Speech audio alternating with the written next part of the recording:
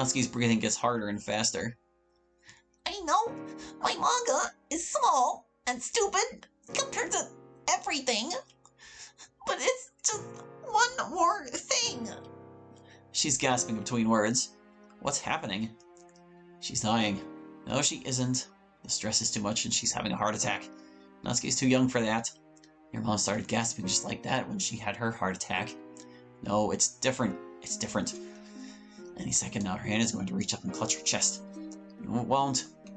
Just like your mother's did. Help me! Oh god, it's really happening. I feel sick! I can't lose another friend. But instead of Natsuki's hand coming up to clutch her chest, Yuri's hand gently comes up and rests against Natsuki's back. I have you. Yuri's voice is low and gentle. Her tone is comforting. She notices the look I'm unable to hide on my face. It's just a panic attack. I've dealt with them before. She'll be alright. I nod my head and try to push back my terror. Yuri carefully puts both of her hands on Natsuki's shoulders. You're safe right now. You're in a good and safe place where nothing can hurt you.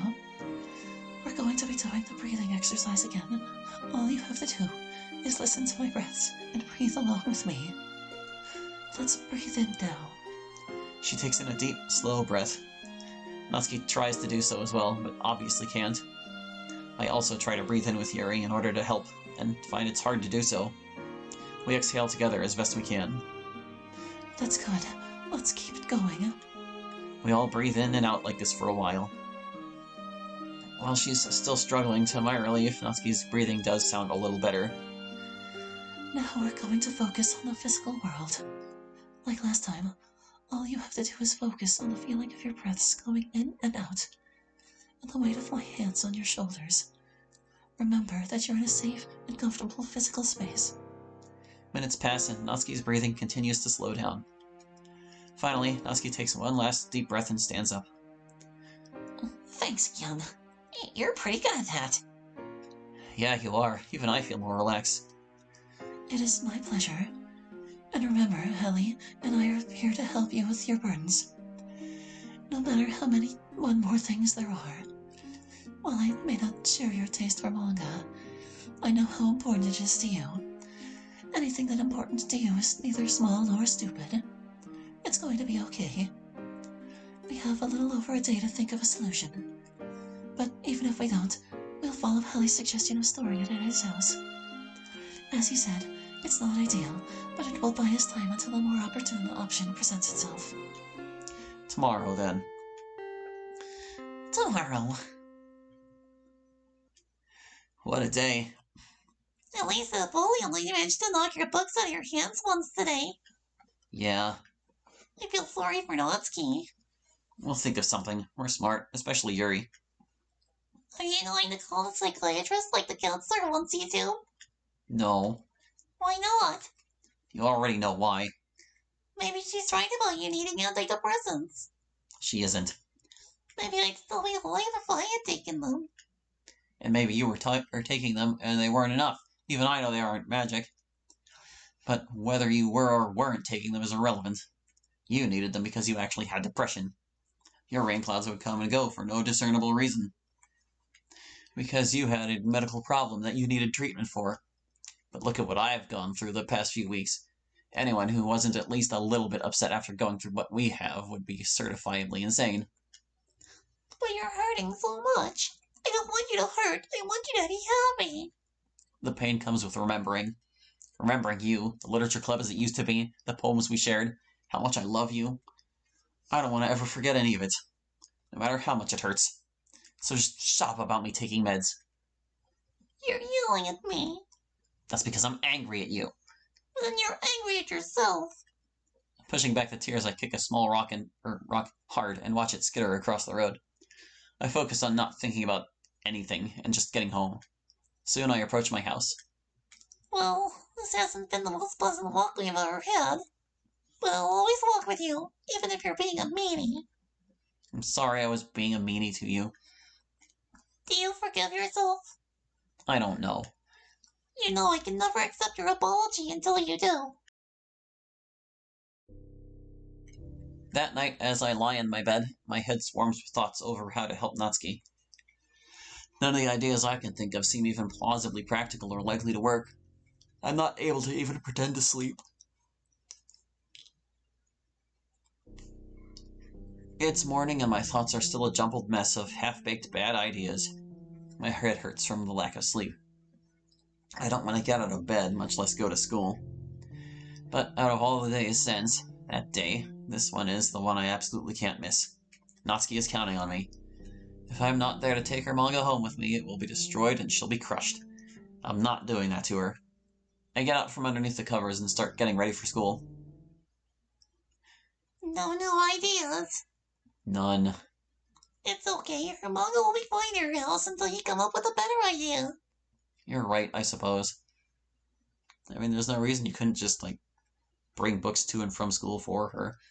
My teacher has me stay after to give me yesterday's missing work, so I arrive late to lunch. When I get there, one look tells me everything I need to know. You couldn't think of anything either? Yuri just shakes her head. Natsuki's only response is a sniffle. I promise I'll take good care of your collection until I can give it back. Just keep it. Hey, this is only temporary until... No, it isn't. I thought long and hard about it last night.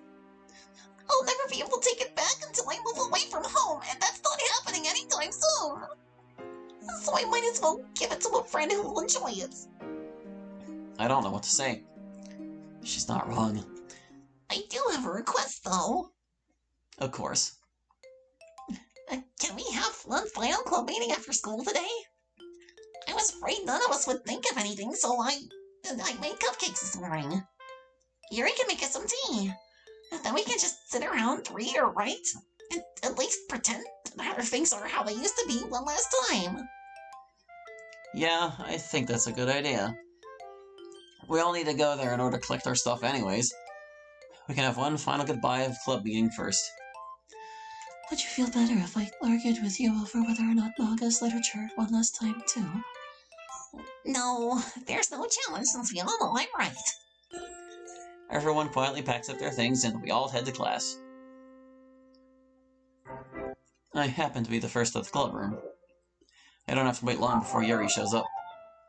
It takes Natsuki a bit longer to arrive.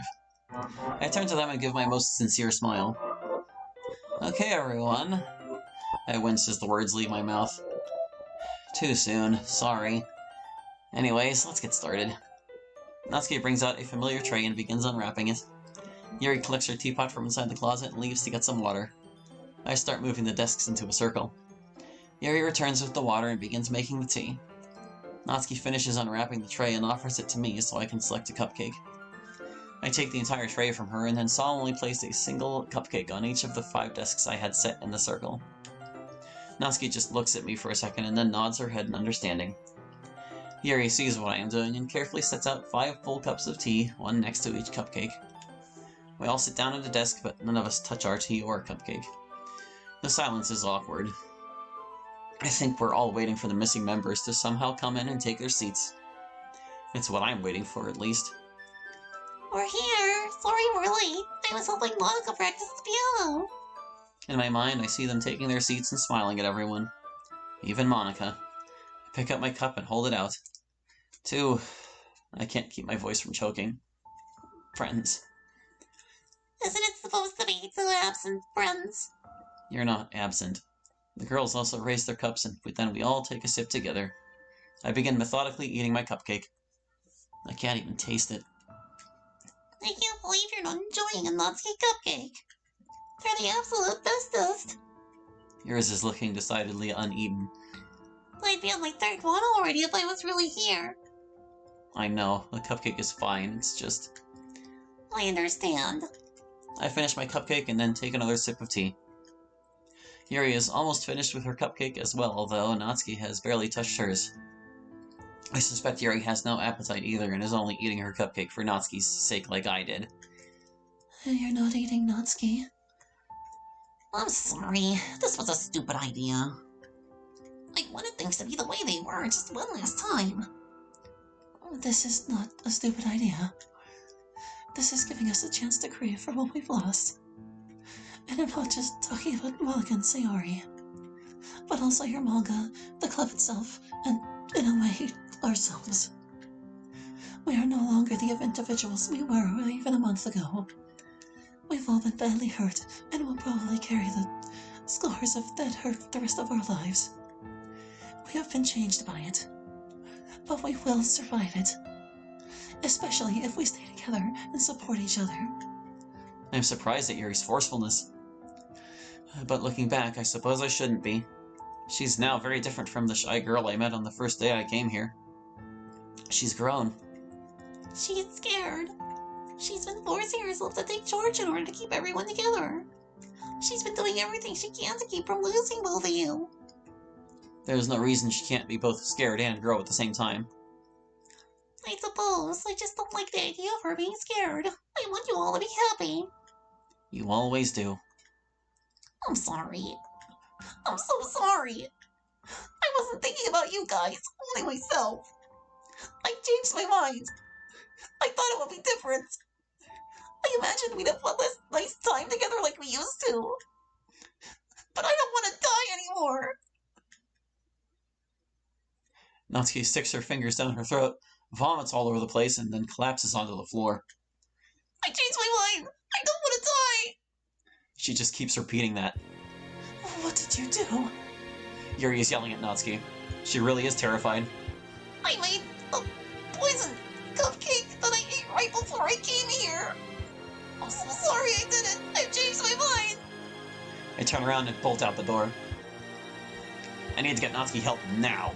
I sprint as fast as I can towards the nurse's station. You won't make it in time. Yes, I will. The nurse's station is on the far side of the school.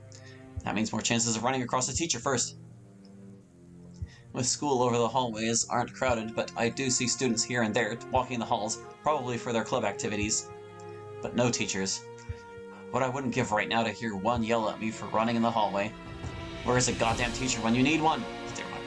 I feel a now familiar foot sweep my leg out from under me. I go sprawling across the floor.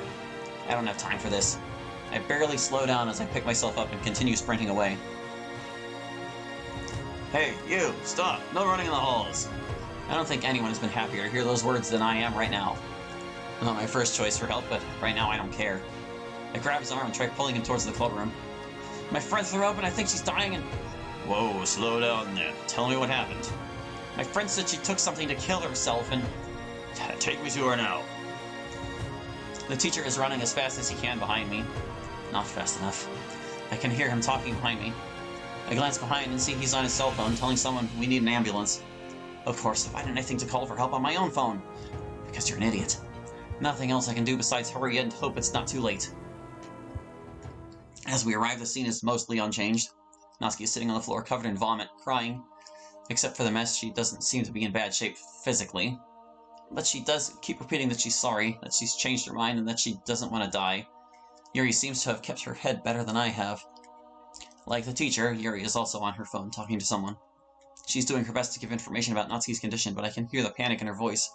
The teacher gets down on the floor next to Natsuki. He's completely ignoring the vomit he's now sitting in and focused entirely on Natsuki. Maybe I misjudged him.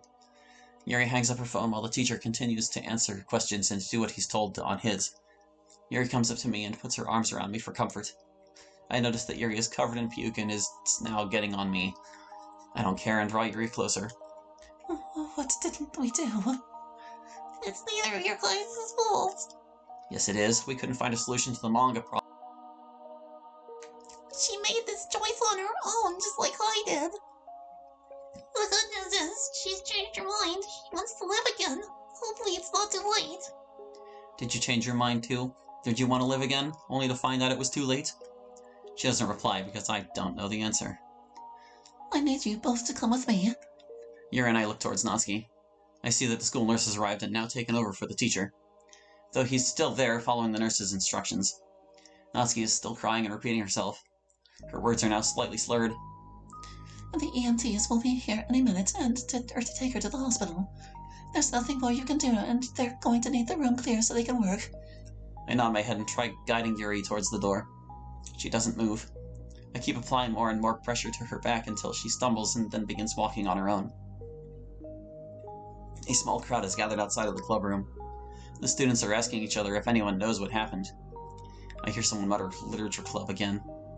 Clear the hallway, all of you. There's a sick student here, and we need a clear path for the stretcher.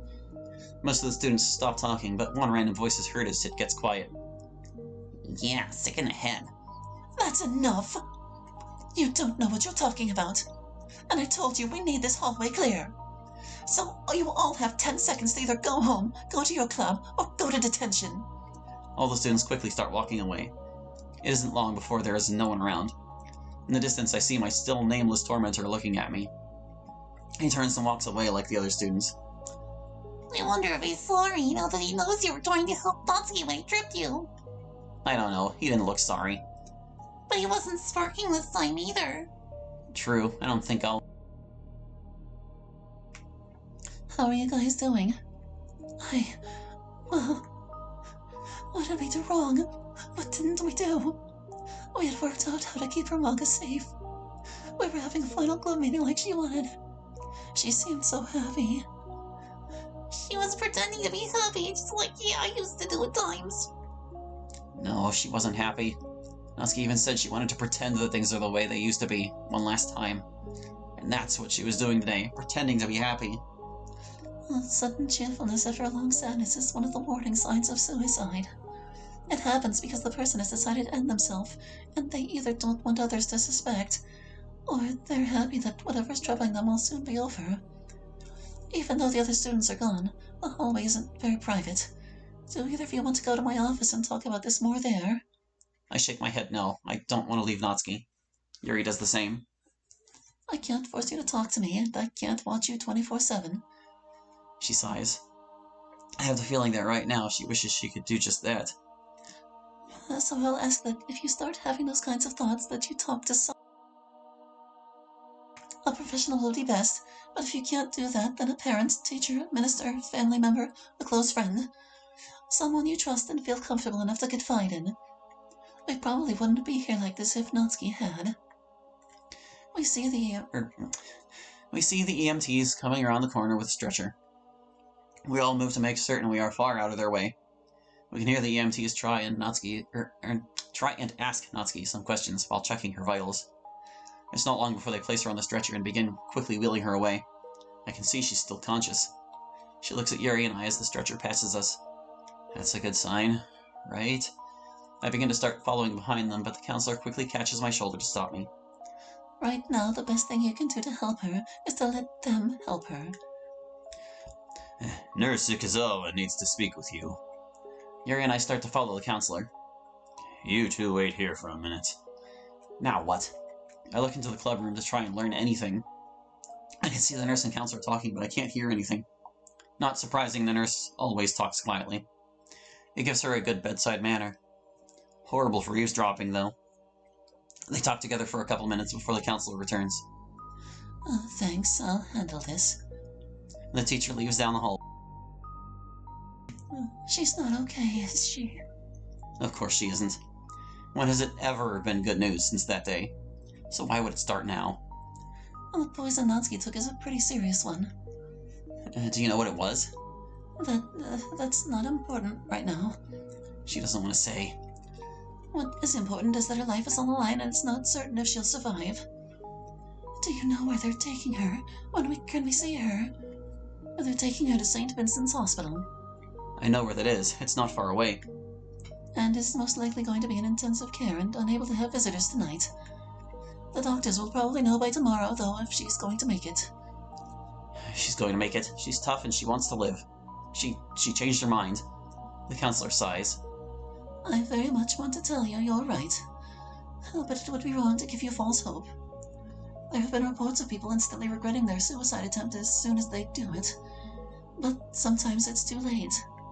That being said, her telling you about it, attempting to throw up the poison and getting help has given her a chance.